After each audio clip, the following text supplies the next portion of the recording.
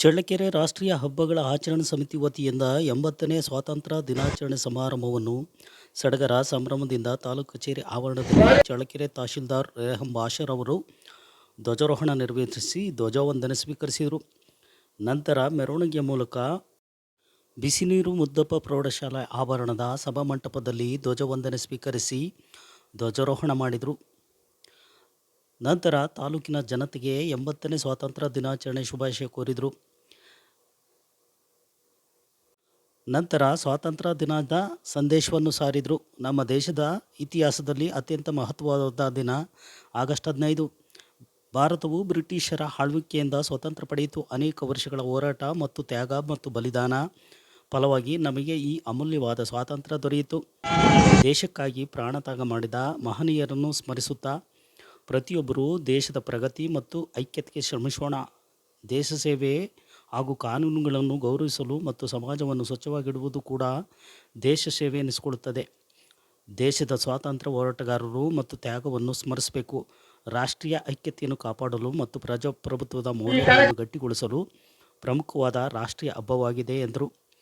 ಬ್ರಿಟಿಷರು ಗುಲಾಮಗಿರಿಯಿಂದ ದೇಶವನ್ನು ಮುಕ್ತಗೊಳಿಸಲು ಪ್ರಾಣತ್ಯಾಗ ಮಾಡಿದ ಸ್ವಾತಂತ್ರ್ಯ ಹೋರಾಟಗಾರರನ್ನು ನೆನೆಯುವುದು, ದೇಶಭಕ್ತಿ ಜಾಗೃತಿ ಮೂಡಿಸುವುದು, ಜನರಲ್ಲಿ ದೇಶದ ಅಭಿಮಾನ ಮೂಡಿಸುವುದು ನಮ್ಮಗಳ ಕರ್ತವ್ಯ. ದೇಶದ ಏಕತೆ ಸಂದೇಶ ಮತ್ತು ಧರ್ಮ ಭಾಷೆ ಮೀರಿ ನಾವೆಲ್ಲರೂ ಒಂದೇ ಎಂದು ರಾಷ್ಟ್ರೀಯ ಭಾವೈಕ್ಯತೆ ಸಾರುತ್ತದೆ. ಸಂವಿಧಾನದ ಗೌರವ, ನಮ್ಮದೇ ಆದ ಸಂವಿಧಾನ ಮತ್ತು ಪ್ರಜಾಪ್ರಭುತ್ವ ವ್ಯವಸ್ಥೆ ಮೌಲ್ಯಗಳನ್ನು ಎತ್ತಿ ಹಿಡಿಯಲು ಪ್ರೇರಣೆಯಾಗಿದೆ ಎಂದು ಸಂದೇಶ ನೀಡಿದರು. ಈ ಸಂದರ್ಭದಲ್ಲಿ ವಿವಿಧ ಸಾಧಕರನ್ನು ಸನ್ಮಾನಿಸಲಾಯಿತು. ಶಾಲಾ ಮಕ್ಕಳಿಂದ ದೇಶಭಕ್ತಿಯ ಸಾಂಸ್ಕೃತಿಕ ಕಾರ್ಯಕ್ರಮ ನಡೆಸಲಾಯಿತು. ಈ ಸಮಾರಂಭದಲ್ಲಿ ಜಂಟಿ ಕೃಷಿ ನಿರ್ದೇಶಕರಾದ ಹಾಗೂ ತಾಲೂಕು ಪಂಚಾಯಿತಿ ಆಡಳಿತಾಧಿಕಾರಿ ಬಿ ಮಂಜುನಾಥ್ ಮಾತನಾಡಿದರು.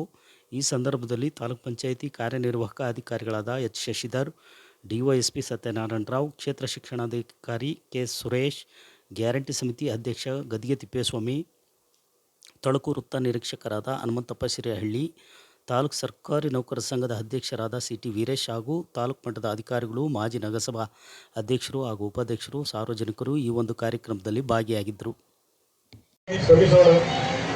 ದೇಶ ಸೇವೆ, ಕಾನೂನುಗಳನ್ನು ಗೌರವಿಸುವುದು ಮತ್ತು ಸಮಾಜವನ್ನು ಸ್ವಚ್ಛವಾಗಿಡುವುದು ಕೂಡ ದೇಶ ಸೇವೆ ಎನಿಸಿಕೊಳ್ಳುತ್ತದೆ.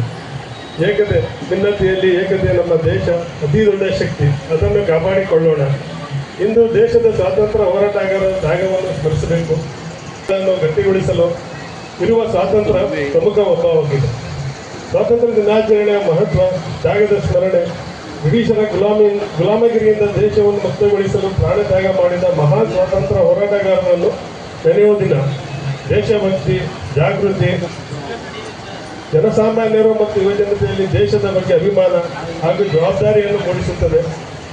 ಜಾತಿ, ಧರ್ಮ, ಭಾಷೆಗಳನ್ನು ಮೀರಿ ನಾವೆಲ್ಲರೂ ಒಂದೇ ಎಂಬ ರಾಷ್ಟ್ರೀಯ ಭಾವೈಕ್ಯತೆಯನ್ನು ಸಾರುತ್ತದೆ. ನಮ್ಮದೇ ಆದ ಸಂವಿಧಾನ ಮತ್ತು ಪ್ರಜಾಪ್ರಭುತ್ವ ವ್ಯವಸ್ಥೆಯ ಮೌಲ್ಯಗಳನ್ನು ಎತ್ತಿ ಹಿಡಿಯಲು ಪ್ರೇರಣೆಯಾಗಿದೆ. ದೇಶಗಳ ಪ್ರಗತಿಗಾಗಿ ಶ್ರಮಿಸಲು ಮತ್ತು ಭವಿಷ್ಯದ ಸವಾಲುಗಳನ್ನು ಎದುರಿಸಲು ನಾವೇ ಮಾಡಿಕೊಳ್ಳುವ ಪ್ರತಿಜ್ಞಾ ದಿನ ಇದು ಎಂದು ನನ್ನ ಸಂದೇಶವನ್ನು ಹೇಳ್ತಾ ಎಲ್ಲರಿಗೂ ಮತ್ತೊಮ್ಮೆ ಹೊಂದಿಸಿ ನನ್ನೆರಡು ಮಾತುಗಳನ್ನು ಮುಗಿಸ್ತೇನೆ. ಪ್ರವೇಶನೂ ಆದಾಗ ತಂದೆ ಆಗಿರ್ತಕ್ಕಂಥ ಆಡಳಿತಾತ್ಮಕ ವ್ಯವಸ್ಥೆಗಳು ಭಾರತ ದೇಶದಲ್ಲಿ ರೂಪುಗೊಂಡವು. ಅದರ ನಂತರ ಕ್ರಿಸ್ತಪೂರ್ವ 2 ಮತ್ತು 3ನೇ ಶತಮಾನದಲ್ಲಿಯೂ ಸಹ ಗ್ರೀಕರು ಮತ್ತು ಯುರೋಪ್ನವರು ಆ ಸಂದರ್ಭದಲ್ಲಿಯೂ ಸಹ ಭಾರತ ದೇಶಕ್ಕೆ ಬಂದು ಇಲ್ಲಿ ದಾಳಿಯನ್ನು ಮಾಡಿ ಇಲ್ಲಿ ಆಡಳಿತ ನಡೆಸಿರ್ತಕ್ಕಂಥದ್ದಿದೆ. ಆ ನಂತರ ಕ್ರಿಸ್ತ ಶಕದಲ್ಲಿಯೂ ಸಹ ಸುಮಾರು ಕ್ರಿಸ್ತ ಶಕ 7-8ನೇ ಶತಮಾನದಲ್ಲಿಯೂ ಸಹ ಪರಕೀಯರ ಪ್ರವೇಶ ಆಗಿರ್ತಕ್ಕಂಥದ್ದು ಸಹ ಉತ್ತರ ಭಾರತದಲ್ಲಿ ನಾವು ನೋಡ್ತಾ ಇರ್ತಕ್ಕಂಥದ್ದಿದೆ. ಈ ಕಾಲಘಟ್ಟಗಳಲ್ಲಿ ಏನು ಭಾರತೀಯ ಸಂಸ್ಕೃತಿ ಇರ್ಬೋದು, ಭಾರತೀಯ ಪರಂಪರೆ ಇರ್ಬೋದು, ನಾವು ಹಿಂದೆ ಅದಕ್ಕೂ ಹಿಂದೆ ಅಂತಂದ್ರೆ ಡ್ರಾವಿಡನ್ಸ್ ಅಂತ ಹೇಳ್ತೇವೆ, ಆರ್ಯನ್ಸ್ ಅಂತ ಹೇಳ್ತೇವೆ.